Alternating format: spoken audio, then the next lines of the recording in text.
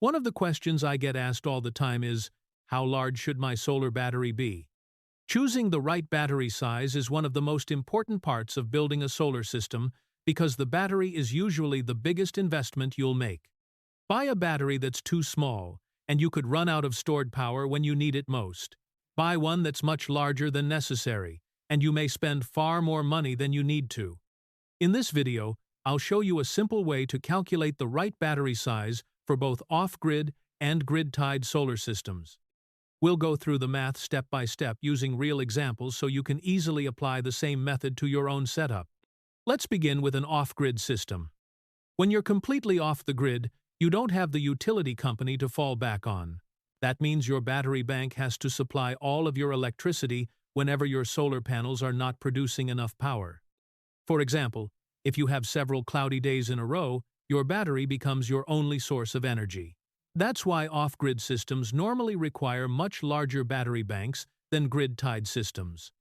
The first thing you need is a daily energy usage calculation, often called a load analysis. It simply estimates how much electricity your home or cabin uses in a typical day. In this example, the total daily energy consumption comes to 5,000 watt-hours, or 5 kilowatt-hours. Your load analysis usually includes each appliance, its power rating, how long it runs each day, and the total energy it consumes. One thing many beginners forget is the inverter itself. Even when it isn't powering large loads, the inverter still uses a small amount of electricity just to stay on. That idle power should also be included in your daily energy total for a more accurate calculation. If you are not sure about your daily energy usage, it's better to slightly overestimate your loads instead of underestimating them. A battery that's just a little larger is usually a better choice than one that runs out of power earlier than expected.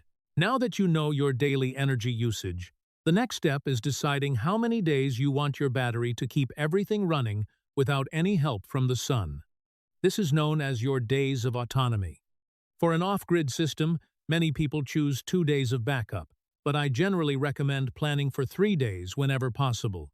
Weather can be unpredictable, and having an extra day of stored energy gives you a much more comfortable safety margin during long periods of poor sunlight. In our example, the daily energy consumption is 5 kilowatt-hours. So we simply multiply that by 3 days. That gives us 15 kilowatt-hours of required battery storage. But we're not quite finished yet. No solar power system is 100% efficient. As electricity moves through the battery, inverter, and wiring, a small amount of energy is always lost. A simple way to account for those losses is to multiply your result by 1.2, which adds about 20% extra capacity. So our calculation becomes 15 kilowatt-hours multiplied by 1.2 equals 18 kilowatt-hours. That means this example system should have a battery bank with approximately 18 kilowatt-hours of usable storage. One practical way to achieve that is by using 4 48-volt 100 amp-hour lithium iron phosphate server rack batteries connected in parallel. Each battery provides roughly 5 kilowatt-hours of storage, so 4 batteries give you about 20 kilowatt-hours in total. That's slightly above our calculated requirement, which is generally preferable to ending up just below your target capacity. Server rack batteries are simply lithium batteries housed inside metal enclosures designed to fit neatly into a rack, making larger battery banks easier to organize and expand. However, if you prefer, you can achieve the same overall capacity using standard plastic case batteries as well. The most important thing is that the batteries are wired correctly and are compatible with each other. Now let's look at a grid-tied solar system, because the battery is sized a little differently. With a grid-tied system, you still have a connection to the utility grid, so your battery doesn't need to keep your home running for several cloudy days. Instead, its main job is to store excess solar energy during the day so you can use that energy later, especially after the sun goes down. This helps reduce the amount of electricity you buy from the grid. The easiest way to estimate your daily electricity use is by checking your electric bill. Take your monthly energy consumption and divide it by 30 to get your average daily usage. Let's say your home uses 15 kilowatt-hours per day. The next step is to estimate how much of that energy is used after sunset.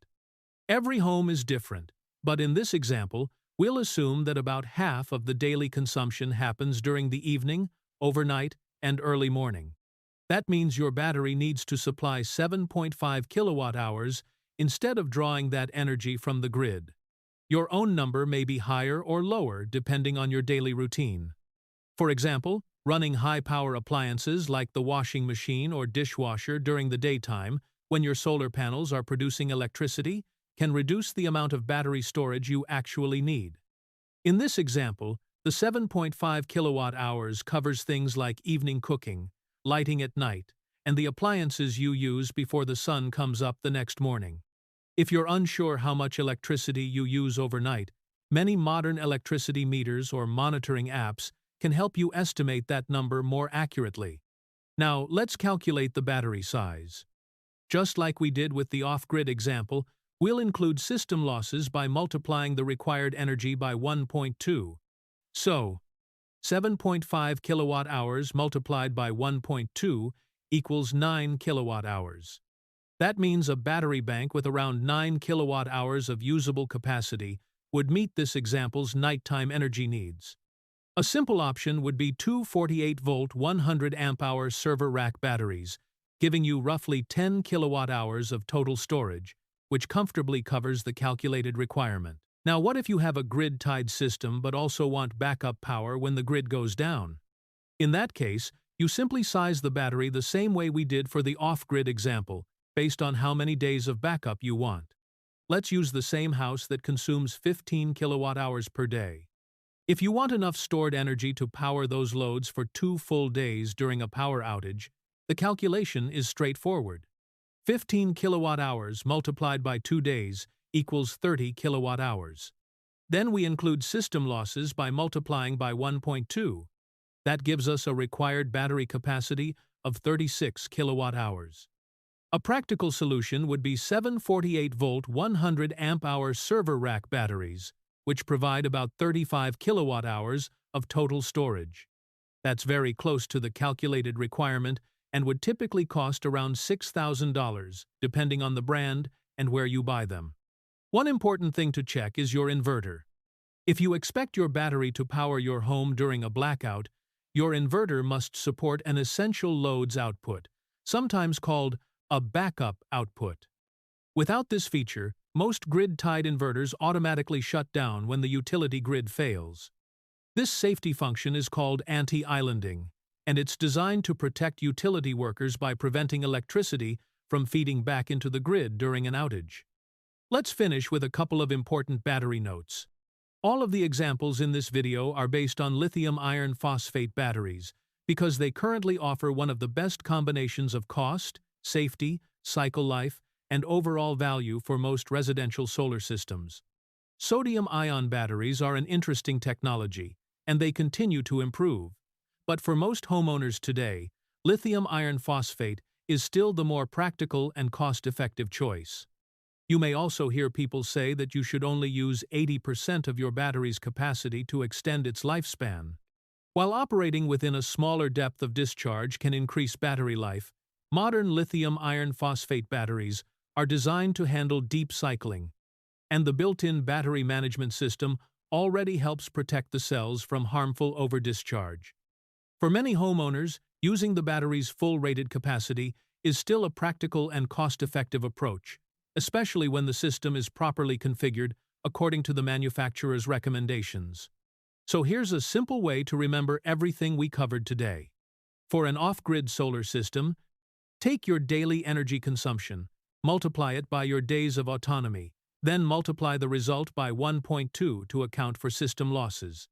For a grid-tied solar system, take your average nighttime energy consumption and multiply it by 1.2. Those two simple calculations will give you a solid starting point for choosing the right battery size for your solar system. I hope this video helped make battery sizing a little easier to understand. If you found it useful, don't forget to hit the like button and subscribe to Battery Hacker for more practical solar and battery videos.